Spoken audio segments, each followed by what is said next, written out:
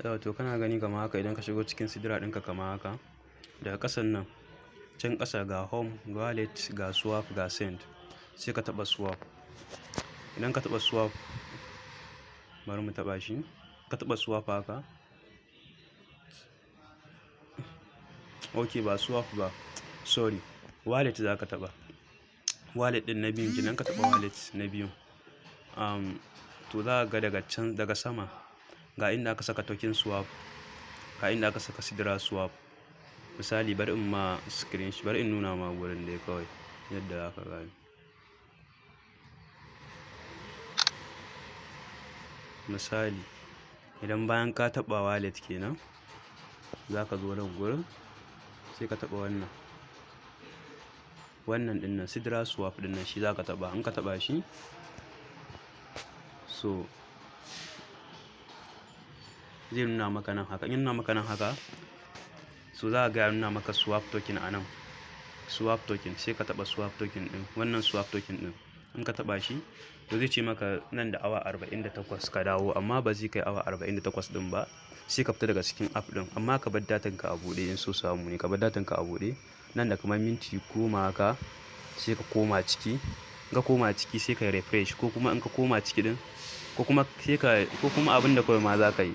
Idan ka fita daga ciki bayan kamar minti 10 zuwa 20 haka, sai ka goge minimizing ɗin na app na sidira ɗin, na app ɗin sidira ɗin. Sai ka ƙara komawa, ƙara shiga. In ka ƙara shiga za ka ga ya dawo ma nan.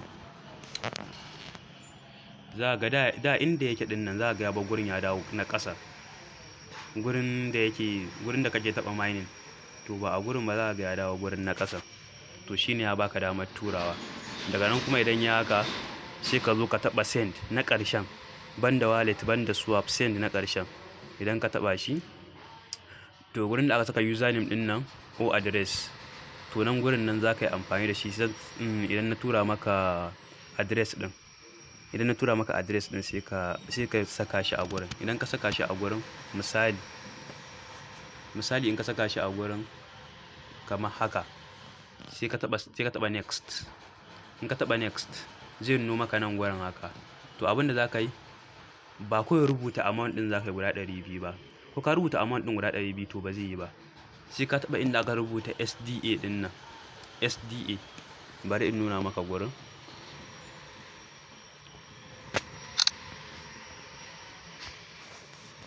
Nan gurin, ka gan shi? To za ka taɓa shi. Idan ka taɓa shi kamar haka, idan ka taɓa shi haka, to kaga a nan gurin ai ya nuna maka sidira digital asset. Sai ka taɓa kan sidira digital asset ɗin. To idan ka taɓa shi, sai ka taɓa nan gurin lambobin. In ka taɓa gurin lambobin, sai ka rubuta 200 ɗin da kake so ka tura. Idan ka rubuta shi, so sai ka zo ka taɓa next. Wannan next ɗin na ƙasa. Na taɓa next ɗin ƙasa, zai ce maka kaza waye bla bla, zai ɗauki gas fee kaza something. Sai ka ƙara taɓawa, sai ka ƙara taɓa next ne nake gani, ko confirm ne ko me dai, za dai ka gani dai. Sai in ka taɓa, zai ɗan fara processing haka, sai ya zo kawai. Haka za ka yi swapping sannan kai sending. Yauwa.